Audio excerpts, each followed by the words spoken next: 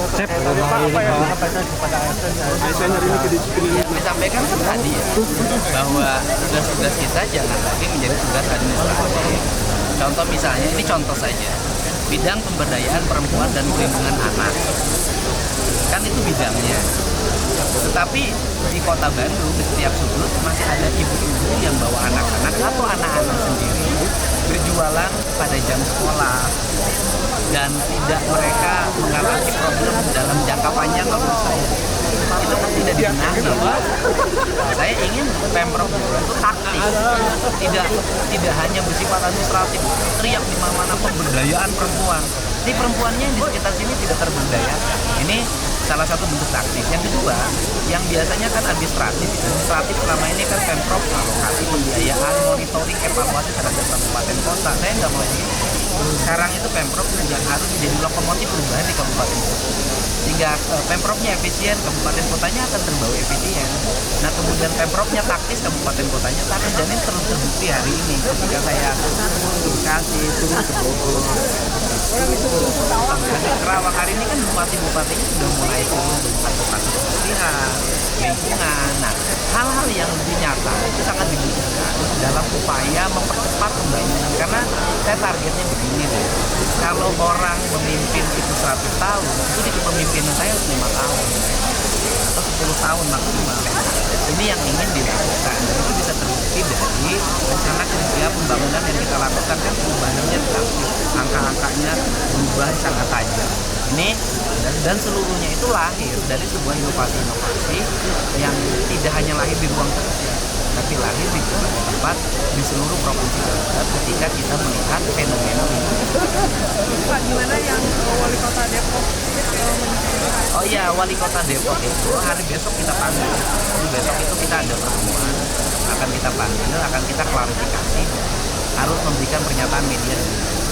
Kalau misalnya Luki Hakim kan sudah ada surat dari Irjen. Ya, nanti akan diperiksa oleh Irjen karena kewenangannya adalah kewenangan Kementerian Dalam Negeri dalam penegakan peraturannya. Jadi nanti kita tunggu saja pemeriksaan Irjen kesimpulan. Sudah komunikasi Pak dengan Pak Lukis tadi malam sudah ikut Zoom dengan saya, sudah ikut Zoom.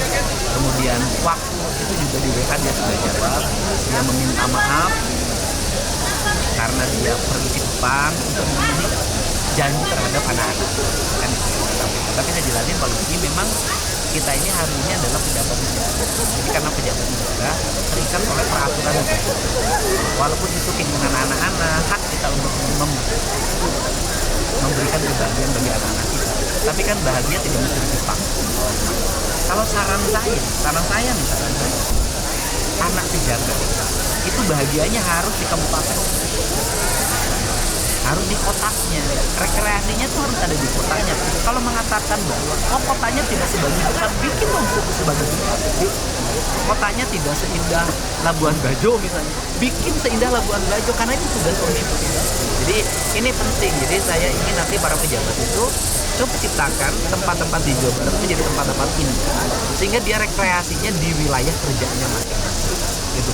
Ini harapan saya, karena walaupun keluarganya keluarga artis misalnya asalnya, tapi kan hari ini sudah menjadi pejabat publik, harus terikat dengan budaya. Misalnya gini deh, apa sih di Indramayu yang selain infrastruktur yang perlu waktu untuk dibenahi adalah yang nyapu koin. Itu saya sudah berkunjung ke situ jauh sebelum jadi gubernur. Nah ini kan kita harus cari rumusan bagaimana mereka berhenti nyapu koin. Kenapa? Karena dibubarin ada lagi, dibubarin ada lagi. Artinya dia harus ada pekerjaan. Kira-kira pekerjaan apa sih di situ yang akan membuat mereka tidak nyapu koin lagi? Kan ini harus dirumuskan karena itu sesuatu yang menurut saya kebudayaan, tapi tidak ada unsur edukasi yang harus dilakukan. untuk warning kepala daerah lain Pak agar tidak mengulangi. Ini pemeriksaan Irjen itu warning. Saya pikir nggak akan ada yang berani. Aturan sendiri gimana Pak untuk melanggar untuk Luki Hakim? Ya memang agak berat, misalnya diberhentikan selama 3 bulan. Ya, tapi 3 bulan berhentiannya. Setelah itu, nah selama 3 bulan diberhentikan itu dijabat oleh wakilnya. Kemudian setelah itu kembali lagi. Itu sanksinya itu. Pak, untuk itu sanksi maksimal ya. Mudah-mudahan ya kita serahin pada Pak Mendagri ya, sanksinya seperti itu. Pak, kalau untuk perantau sendiri Pak datang ke Jawa Barat. Kalau Eger kita clear ya, Pertama gini, kan harus ada landasan tadi. Saya ingin segera, kan kemarin kita sudah kirim surat ke IPB agar pakar melakukan pemeriksaan dampak dari perubahan tata ruang, dampak dari pembangunan di daerah-daerah resapan, di daerah-daerah hijau, implikasinya apa terhadap ekonomi, terhadap ekologi. Nah kemudian kalau Eger sih nanti kesimpulan dari kajian itu apa. Tapi kalau Eger sudah saya tetapkan tidak boleh dilanjutkan. Baik yang ada di Bogor, tapi kalau di Bogor kan wilayah kewenangannya sudah kewenangan Kementerian Lingkungan Hidup. Nanti Kementerian Lingkungan Hidup kan sudah berjanji setelah Lebaran akan dilakukan pembongkaran secara bersama-sama dan Pemprov Jabar sangat siap untuk mendampingi KLHK melakukan pembongkaran. Kemudian kalau untuk yang di Lembang itu nanti saya sudah meminta tadi Dinas Lingkungan Hidup untuk melakukan penyegelan. Ya, penindakannya lakukan penyegelan. Kalau di Puncak berapa bangunan Pak yang mau dibongkar Pak? Ya banyak, saya nggak tahu jumlah ya, karena itu kan jumlahnya sangat banyak. Tapi kita konsisten, semua yang melanggar ditertibkan. Seperti apa yang saya lakukan terhadap Hibich. Nggak cuma Eger berarti Pak ya? Nggak semua dong, yang melanggar nggak usah lagi. Kita ini kan nggak ada lagi cerita A, B, C, D, enggak lah. Pak Prabowo itu sudah jelas ngomongnya, yang melanggar aturan tindak, itu aja. Pak, untuk perantau ke yang datang ke Jawa Barat Pak, perantau yang datang ke Jawa Barat. Perantau. Begini, kan di mana-mana ya tumbuhnya pasti seperti itu. Kalau setiap ada kawasan industri, pasti orang datang untuk ke kawasan industri untuk bekerja. Kalau setiap ada pertumbuhan ekonomi, orang pasti datang untuk ikut menikmati pertumbuhan ekonomi. Karena Jawa Barat kan sentra-sentra industri dan sentra pertumbuhan. Artinya dari manapun ya pasti datang ke sini. Caranya bagaimana? Ya caranya adalah perbaiki sistem rekrutmen tenaga kerja di Jawa Barat. Sistem rekrutmen online-nya harus dibangun. Anak-anak Jawa Barat harus mampu bersaing dengan tenaga kerja yang dari luar Jawa Barat di Provinsi Jawa Barat. Kita nggak bisa menghalangi orang untuk datang ke Jawa Barat karena itu hak. Karena ini negara kesatuan Republik Indonesia. Tetapi yang harus kita lakukan adalah hari ini adalah anak-anak Jawa Barat itu diprotektif dengan meningkatkan antibodi kemampuan profesionalisme. Pak, satu lagi Pak terkait JJ membawa anak ke kantor dinas Pak, menuai polemik Pak. Gini, kalau anak ke bawah kantor dinas nggak ada problem kok. Kan saya sudah bilang bahwa saya kan selalu bawa ini hiyang kemana-mana. Dan saya tadi minta ibu-ibu yang punya anak boleh dong dibawa, nggak ada problem, nggak ada masalah. Kan tidak mengganggu juga, apa anak kantor dinas terus mengganggu kan enggak. Itu cermin ayah yang menyayangi anaknya, nggak ada problem. Kalau bicara persoalan kenabian, ketika Nabi berkhutbah itu cucunya naik ke punggungnya loh, berkhutbah loh, naik ke punggungnya, bahkan ketika sholat cucunya naik ke gendongannya dan Nabi memelankan waktu dari sujud kemudian ke itidal. Itu contoh. Jadi pemimpin-pemimpin hebat itu selalu menyayangi anak-anak. Untuk tarif terang Pak, mitigasi dari Pemprov Jabar gimana? Kenapa? Pak? Industri padat karya terancam terdampak. Oh ya, kan kita udah ada stimulus-stimulus yang nanti akan kita buat. Dan saya meyakini betul industri padat karya akan bertahan di Jawa Barat. Saya meyakini betul. Pemerintahnya kan hari ini bangun kecepatan regulasi perizinan. Kemudian nanti ada stimulus untuk industri-industri padat karya yang akan dibuat oleh pemerintah provinsi ya. Termasuk nanti kita akan berdiskusi juga dengan pemerintahan pusat agar mereka terlindungi dengan baik. Apa Pak stimulus? Contohnya Ya Pak? nanti kita rumusin dong. Itu tim ekonomi kita yang akan bekerja. Saya sudah ada tapi nggak boleh saya ungkapin sekarang. Untuk evaluasi penerima bansos tahun ini. Oh ya, jadi gini, penerima bansos hari ini kan diperlukan data yang faktual dan objektif. Jadi saya akan meminta BPS untuk melakukan riset atau sensus terhadap para penerima bantuan. Sehingga nanti bisa diposisikan mana yang berhak, mana yang tidak berhak. Pendekatannya harus pendekatan objektif. Dan yang paling utama adalah hari ini kami juga mengumumkan kembali ya, besok yang mulai layanan, hari ini mulai layanan pembayaran pajak kendaraan bermotor itu untuk mutasi mobil baik perorangan maupun swasta maupun BUMN, perusahaan BUMN yang beroperasi di Jawa Barat untuk merubah nomornya bernomor Jawa Barat. Kemudian kami memberikan layanan tanggal 9 April sampai 30 Juni di mana pajak kendaraan bermotornya tahun 2025 kita bebasin.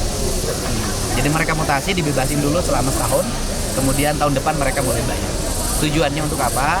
Tujuannya agar ada impact positifnya karena banyak mobil yang beroperasi besar-besar di wilayah Jawa Barat, nomornya luar Jawa Barat, yang rusaknya jalan di Jawa Barat, bayar pajaknya di tempat lain. Termasuk ya kita pada perusahaan-perusahaan di Jawa Barat yang beroperasi di Jawa Barat, tolong NPWP Jawa Barat. Jangan NPWP-nya di tempat lain. Baunya di kita, limbahnya di kita, demo buruhnya di kita, penyempitan lahannya di kita, yang menikmati pajaknya di tempat lain. Pak, emang kondisi penerimaan pajak di Jawa Barat seperti apa, Pak? Ya relatif Pak, trennya hari ini baik, tapi kan kita bukan butuh pajaknya hari ini, butuh layanannya. Pajak kendaraan bermotor kalau meningkat ya jalan di Jawa Barat kan hari ini tahun ini mungkin provinsi 90% udah oke. Tapi kan kabupaten masih banyak yang rusak, jalan desa. Nah kan kita harus bertahap, provinsi tahun ini, tahun depan setengahnya kabupaten, tahun depannya 100% kabupaten, dan kemudian tahun depannya lagi desa. Sehingga dalam waktu 4 tahun, Jawa Barat jalannya sudah mulus semuanya. Untuk terakhir Bogor Pak. Di Lembang Pak, yang Ya. itu seterusnya atau gimana Pak? Pokoknya kalau saya sih nggak mau dibuka, itu harus dijauhkan kembali. Ya. Permasalahan KBU Termasuk untuk yang lainnya, Pak. Permasalahan Secara KBU, umum Pak. KBU gitu. Ya nanti kita kaji secara bersama orang tua. Walaupun memang itu saya katakan itu bukan kesalahan pengusaha, itu kesalahan pemerintah. Saya katakan itu kesalahan pemerintah. Tetapi kan kita ingin menyelamatkan lingkungan, tidak bicara lagi salah dan benar, bicara dalam manfaat bagi kepentingan masyarakat. Dan itu daerah situ kan di sebelah sana situ Lembang, daerah untuk latihan Kopassus. Audit Bogor tetap diproses Pak. Audit akan dilakukan. Kami akan membuat audit lingkungan. Yang tadi itu pakar IPB itu yang akan kita undang. Ya. Pak, yang Bogor kompensasi saat ini proses hukumnya tetap di Yang mana? yang Supran. Pemeriksaan Polres Bogor terus berjalan. Ya, agar dipastikan siapa sih sebenarnya yang memungut itu atau yang meminta itu, sehingga tidak terjadi saling tuduh menuduh, ya kan? Dan misalnya Pak Dadang kabidnya benar dan sudah menyatakan tidak menerima, dan yang memberi pun menyatakan tidak memberi, ya sudah berarti dia benar gitu. Nanti itu kan kebenaran yang bersifat sosial karena di media sosial saya, tetapi kebenaran faktual hukumnya biarkan Polres yang membuktikan. Ya. Siap. Terima kasih banyak Pak. Hari ini mau ketemu bupati sama wali kota. Besok. Besok. Ya. Di mana Pak? Kebetulan besok kan hari jadi Kabupaten Subang, rencana di Subang. Apa sih Pak pembahasannya dalam pertemuan itu? Ya besok aja dong, masa dibocorin.